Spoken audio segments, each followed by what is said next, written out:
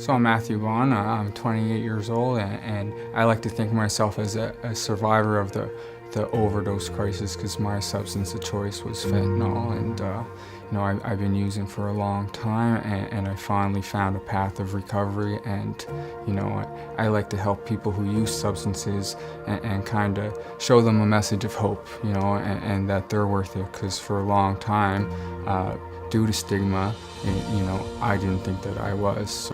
We as humans continually make choices every day that could put us into harm's way.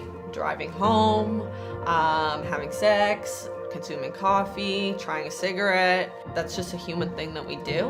And it doesn't necessarily mean that we're all consciously thinking that something negative is going to come out of that, or harm is going to come out of that. We want to believe that it's not going to happen to us. Addiction does not discriminate.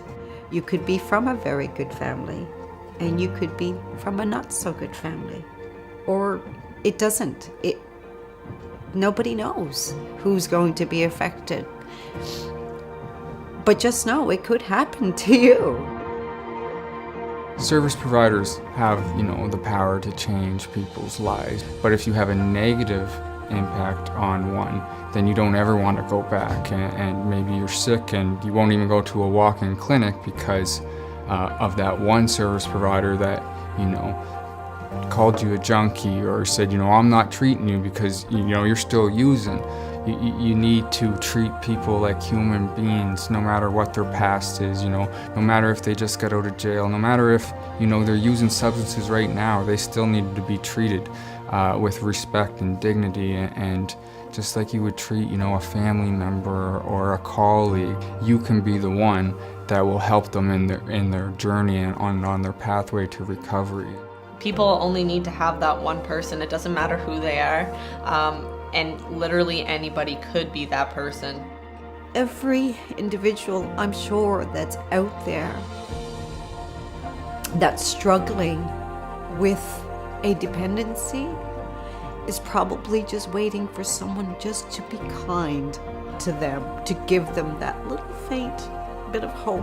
Instead of using the words junkie and addict and kind of those words that have like a negative ring to it, it's just a person that uses drugs, or a person with a substance use disorder. So you're putting the person first and then putting the disease after, because those diseases are just one part to all of us. It's not our whole identity. It's not complete all of who we are. There's a lot more to us than our mental illness, our addiction, our job. Over time, you see that, okay, maybe these terms are kind of negatively affecting things, just like in any other aspect.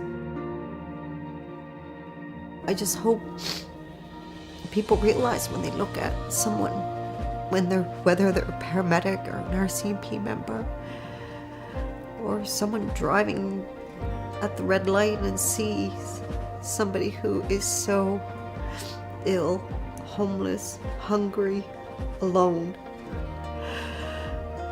that they can at least smile at them.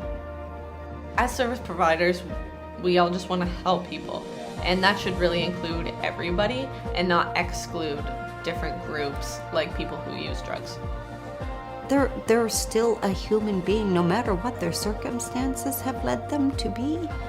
They're still a human being, and they deserve just as much rights and services and kindness and consideration and support as the next person.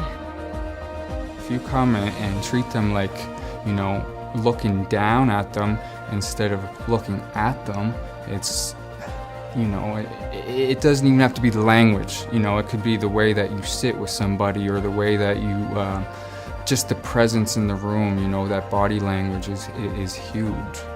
There's just so much you can do as a service provider to help individuals, and not only change lives, but save lives.